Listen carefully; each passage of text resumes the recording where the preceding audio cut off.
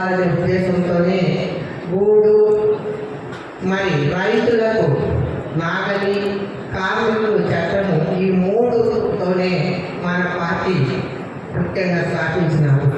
పసుపు దళం ఉంటే అంటే మనందరికీ కూడా తెలుసు పసుపు పవిత్రమైంది, శుభకార్యాలకు అంతా మనం పసుపు వాడతాము. ఆ విధంగానే మన పార్టీ పసుపుతో పవిత్రంగా ముందుకు పోవాలనే ఉద్దేశంతోనే పసుపు దళంతో స్థాపించి మనందరినీ ముందుకు నడిపి ఆ రోజు నుంచి ఈ రోజు వారు కూడా పార్టీని బలోపేతం చేసిన మహనీయుడు ఎన్టీ రామారావు గారిని స్మరించుకోవాల్సిన అవసరం ఎంతైనా ఉంది.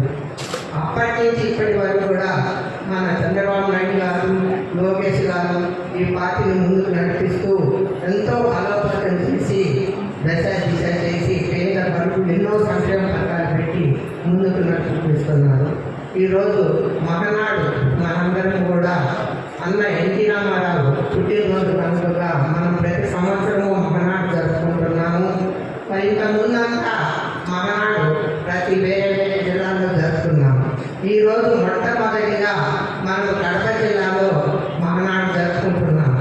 మనం ఎప్పుడు కూడా అతిథులుగా అక్కడికి వెళ్ళి వచ్చేవాళ్ళము. ఇప్పుడు వాళ్ళందరూ అతిథులుగా మనకు వస్తున్నారు. మన సంప్రదాయాన్ని మనం అతిథులను గౌరవించవలసిన అవసరం ఎంతైనా ఉంది. వాళ్ళు మన ఏరియాకి వచ్చినప్పుడు మనం వాళ్ళందరికీ కూడా అందుబాటులో ఉండి అన్నీ సమకూర్చి మనం మంచి పేరు తెచ్చుకోవాలని మీ కార్యకర్తలకు, నాయకులకు అందరికీ కూడా చెప్తున్నాను. మానవన్నీ మీరు చెప్పారు. 7 మండల పార్టీ అధ్యక్షులు ఏ మండలంలో మరి ఇబ్బందులు ఉన్నాయో అవన్నీ కూడా మా దృష్టి తీసుకొచ్చారు. మనం ఇక్కడ మహనాడు జరుపుకొని ఇక్కడ సమస్యలు మళ్ళా జిల్లా మహనాడు దృష్టికి తీసుకెళ్ళడం, అట్లయించి మహనాడు పెట్టడం మన అమ్మవారికి అందరు కూడా చెప్పారు. ఇప్పటి సమస్యలు కొన్ని చెప్పారు. నేనైతే మా తల్లిగారు ఉన్నప్పటి నుంచి 2 సమస్యలు నెరవేరలేదు. ఆ 2 సమస్యలు కూడా మీ దృష్టికి తీసుకొస్తున్నా. ఒకటి, మనకు అట్లూరు గోపవరం వాళ్ళు వాల్యుబుల్ భూములని పోగొట్టుకొని సోమశిల ముందుకు గురయ్యి గుక్కెడు నీళ్లు మనం నీళ్లు ఇచ్చాము. మనం గుక్కెడు నీళ్ళ కోసం ఈరోజు అలాడుతున్నాము. బ్యాక్ వాటర్ ఉంది, దగ్గరలో ఉంది, కానీ వీళ్ళు చెరువులకు కానీ తాగునీటికి కానీ సాగునీటికి కానీ గోపవరం అట్లూరు ఇబ్బంది పడుతున్నారు. ఎందుకంటే తెలుగంగా నీళ్ళు రావు, పెద్ద చెరువుకు రావు, గోపవరం కానీ అట్లూరు పెట్టండి కాబట్టి వాళ్ళకి నీళ్ళు రావు. ఆ రోజు చంద్రబాబు నాయుడు గారు సోమశిల బ్యాక్ వాటర్ ద్వారా 2 TMC నీళ్ళు ఇస్తామని ఆయన మనకు జీవో కూడా పాస్ చేశారు. దురదృష్టవశాము ఓడిపోవడం వల్ల మనకు అది జరగకుండా ఉంది.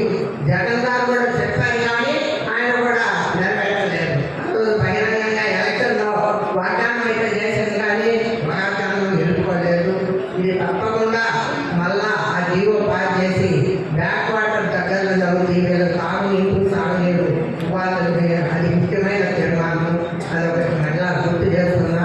ఇది ముఖ్యమంత్రి చంద్రబాబు నాయుడు గారికి, లోకేష్ గారికి తీసుకెళ్ళి తప్పకుండా చేసుకోవాల్సిన అవసరం ఉంది. రెండవది, మా తల్లి గారు ఉన్నప్పుడైతే, మేము ఉన్నప్పుడైతే ఇక్కడ మనకు అతివృష్టి లేదు, అనావృష్టి ఎక్కువ.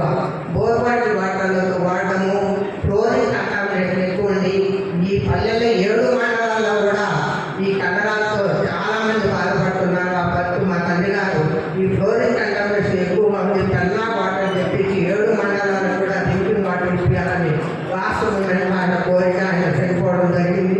మనం కూడా ముందు తీసుకెళ్ళాము. చాలా వరకు శాంక్షన్ అయింది. మళ్ళీ తర్వాత గవర్నమెంట్ వారు రావడము, అది అడుగులు పడడం జరిగింది.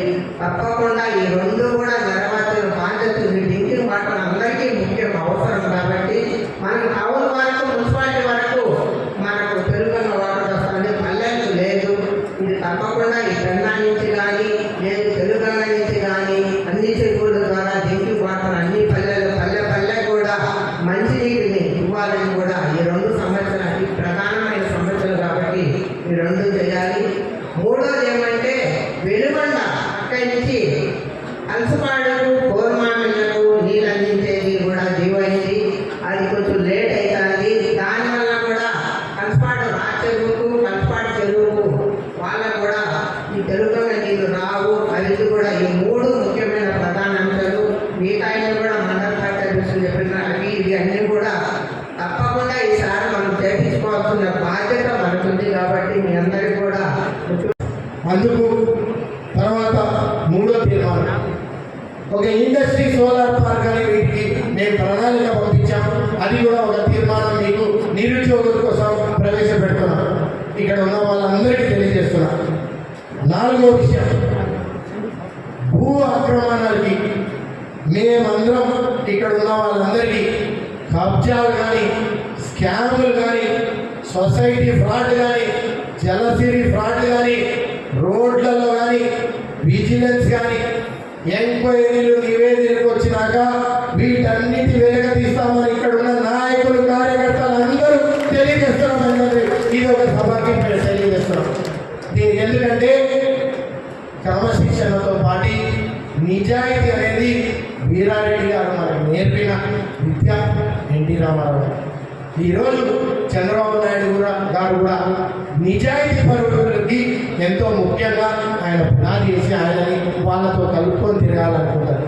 అదే విధంగా లోకేష్ బాబు గారు కూడా ముందుకు వెళ్తున్నారని తెలియజేస్తుంది.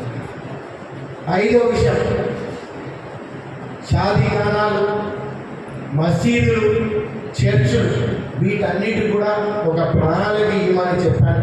వీటన్నిటికి కూడా డెవలప్మెంట్కి ఫరూక్ గారికి గతంలో ఇక్కడ వచ్చినప్పుడు ఆయన అక్కడికక్కడే శాంక్షన్ చేశాడు. మనం లెటర్ ఇస్తే వీటికి భూమి కానీ, ప్రాజెక్టు వ్యయం కానీ శాంక్షన్ డబ్బులు వచ్చాయి. అవన్నీ ఇక్కడ ఉన్న నాయకులు యంత్రాంగంతో కష్టపడితే ఆ ప్రణాళికలు, ఆ ల్యాండ్ కానీ ముందుకు వెళ్ళిపోతే ఆర్డీఓ గారు కూడా కోరాను, అది అయిపోతుంది. వాటి త్వరలో శంకుస్థాపన చేసుకోవచ్చని మీ అందరికీ తెలియజేస్తున్నాను. ఆ తర్వాత 6వ, ఈ నియోజకవర్గంలో 401 పల్లెలు ఉన్నాయి. ఈ పల్లెలన్నింటిలో మేము నడిచినప్పుడు, పాదయాత్రలు నడిచినప్పుడు దాదాపు 300 పైబడి కిలోమీటర్లు నడిచినప్పుడు శ్మశాన వాటికలు మౌలిక సదుపాయాలు లేవన్నా అని అడిగారు. ఈరోజు సర్వే జరిగింది. ఆర్టీఓ గారు 401 పల్లెకి ఎక్కడ శ్మశాన వాటికలు ఉన్నాయో వాటికి బౌండరీ ఫిక్స్ చేయమనేసి పూర్తిగా పేపర్లో అయిపోయింది. రెవెన్యూ అధికారులు ఖచ్చితంగా దాని బౌండరీ త్వరలో ఫిక్సేషన్ చేసి నరేగాలో ఒక డిజైన్ శాంక్షన్ చేశారు. దాంట్లో త్వరలో నిధులు ఇస్తాను. ఈ రోజు వరకు గతంలో వేసిన వర్కులకు బిల్లులు రాలేదు. యుద్ధం వల్ల కొంచెం లేట్ అయినాయి. దయచేసి అందరూ అర్థం చేసుకుంటారని కోరుతున్నాను. త్వరలో ఆ నరేగా బిల్స్ వస్తూనే ఈ ప్రణాళికలో శ్మశాన వాటికల అభివృద్ధికి, మౌలిక సదుపాయాలకి ప్రతిపాదనలన్నీ పంపించారు కలెక్టర్కి. శాంక్షన్ అయితేనే మీరందరూ ముందుకెళ్తారని నేను కోరుతున్నాను. ఆ తర్వాత అందరూ ఇక్కడ కోరుకునేది, గతంలో కేవలం నామమాత్రమే పేదలకు ఇల్లు ఇచ్చాం, బై ఎలక్షన్ అనౌన్స్మెంట్ చేశాం, అసైన్మెంట్ చేశామని చెప్పారు. ఎక్కడైనా ఎవరికైనా చేతి కాగితాలు ఇచ్చారు. మీ అందరు చూడండి, ఇళ్ల పట్టాలు ఇచ్చారు. కనీసం పాత్రికేయ మిత్రులు కూడా ఇవ్వలేదండి. 2014లో మేము వేసిన ప్రణాళిక అట్లే ఉంది. లేదంటే వాళ్ళకి చూపించిన భూమి కూడా నిలబడదు. ఆఖరికి కొంతమంది పాత్రికేయ మిత్రులు మా భూమి కబ్జా అవుతుందని కూడా మమ్మల్ని అడిగారు. ఇంత ఘోరం అయితే మనం వ్యవస్థ భవిష్యత్తు ఏం చెప్తాం? అందుకే పేదలకు ఇల్లు మరియు అసైన్మెంట్ కమిటీలో త్వరలో ఈ భూమిని పంచాలనేసి నివేదికతో పాటు ఇన్ఛార్జ్ మంత్రితో, రెవెన్యూ మంత్రితో ముందుకు వస్తామనేసి ప్రతిపాదన చూపెడుతున్నాం. ఎంతవరకు అంటే 10,000 మందికి ఇల్లు ఇవ్వాలనేసి ఒక ఆలోచనలో ముందుకు పోతున్నాం. ఈరోజు మున్సిపాలిటీలో 1,500 వరకు అప్లికేషన్స్ వచ్చాయి. అన్ని మండలాల్లో 500,000 కూడా వచ్చాయి. వాళ్ళకి మనం అనుబంధ ఫామ్లు ఇవ్వాల్సిన అవసరం ఉంది. పొజిషన్ సర్టిఫికేట్ అసైన్మెంట్ కమిటీలో ఈరోజు రీస్మా 20 పూర్తయితే వాళ్ళందరికీ ఎవరు వాళ్ళు భూమిలో ఉన్న వాళ్ళకి అసైన్మెంట్ ద్వారా వాళ్ళకి భూమి ఇవ్వాల్సిన అవసరం ఉంది. గతంలో ల్యాండ్ టైటిలింగ్ యాక్ట్లో మీ భూములందరూ రోజు రెవెన్యూ సమస్యల్లో నా భూమి వేరేవాడి పేరు ఉంది, వేరేవారి అంటే ఎవరో కాదు వైసీపీ ఎంతకంటే చెప్పలేదు. అవన్నీ మార్చడానికే ఇప్పుడు ఇబ్బందిగా చేస్తున్నాం ఈ సర్వే. మీ అందరి భూములు మీ పేర్ల మీద వచ్చే బాధ్యత మేమందరం ఇక్కడ ఉన్న నాయకులు తీసుకుంటున్నాం అని మీ అందరికీ తెలియజేస్తున్నాం. బద్వేల్లో మెట్ట ప్రాంతం కాబట్టి హార్టికల్చర్ హబ్గా తీర్చిదిద్దాలి కాబట్టి కోల్డ్ స్టోరేజ్ ఒకటి పెట్టాలా మీ అందరికీ తెలుసు.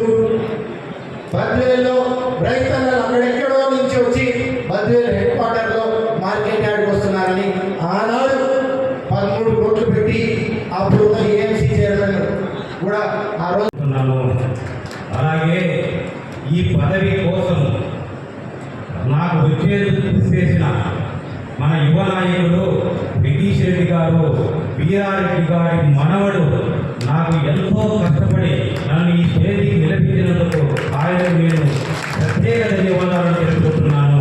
అలాగే మన ప్రియతమ నాయకురాలు మాజీ ఎమ్మెల్యే విజయమ్మ గారికి కూడా నేను పాదాభివందనలు తెలుపుకుంటున్నాను. అలాగే తెలుగుదేశం పార్టీ జిల్లా నాయకులకు పేరు పేరున వారికి కూడా ధన్యవాదాలు తెలుపుకుంటున్నాను. అలాగే ఈ స్టేజీ మీద ఉన్న నాయకులందరికీ, అబ్జర్వర్ నాగేంద్ర గారికి, మనకి జిల్లా మన మండల నాయకులందరికీ నేను నమస్కారాలు తెలుపుకుంటున్నాను. అలాగే ఇక్కడికి విచ్చేసిన మీ తెలుగుదేశం పార్టీ కార్యకర్తలకు, నాయకులకు, శ్రేయోభిలాషులకు, పత్రికా మిత్రులందరికీ నా యొక్క నమస్కారములు. మన తెలుగుదేశం పార్టీ వ్యవస్థాపకులు నందమూరి తారక రామారావు గారి జన్మదిన సందర్భముగా మే 27, 28, 29లో మనం మహానాడును జరుపుకుంటున్నాము. ఈ మహానాడు పండుగ మన కడప జిల్లాలో జరుపుకున్నటకు మనకు ఎంతో సంతోషంగా, మన అదృష్టంగా భావిస్తున్నాము. ఈ మహానాడు పండుగకు ముందుగా మనకి నియోజకవర్గ స్థాయిలో మహానాడు జరుపుకోవడం మన ఆనవాయితీ.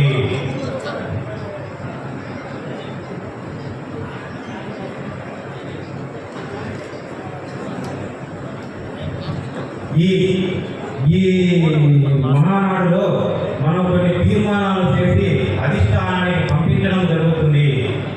ఈ పరిశీలించి వారు ఆమోదించడం జరుగుతూ ఉంది. నేను ఈ డిసిసి బ్యాంక్ చైర్మన్ ప్రమాణ స్వీకారం చేసిన వెంటనే జిల్లాలోని అన్ని సొసైటీలపైన గతంలో జరిగిన అవినీతిపై, అక్రమాలపైన సమగ్ర విచారణ జరిపిస్తాను. అవినీతి పైన కఠిన చర్యలు తీసుకుంటాము. అందులో ఎటువంటి సందేహం లేదని ఈ సందర్భంగా మీ అందరికీ తెలియజేసుకుంటున్నాను.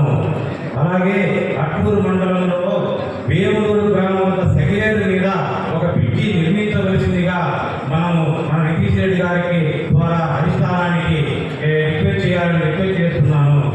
అలాగే మన నియోజకవర్గం నుండి మహానాడు పండుగకి భారీ జన సమీకరణ చేసి తీసుకువెళ్లాల్సిన బాధ్యత మన అందరి మీద ఉంది. మనందరం పెద్దగా జన సమీకరణ సేకరించి మన 10,000 నుంచి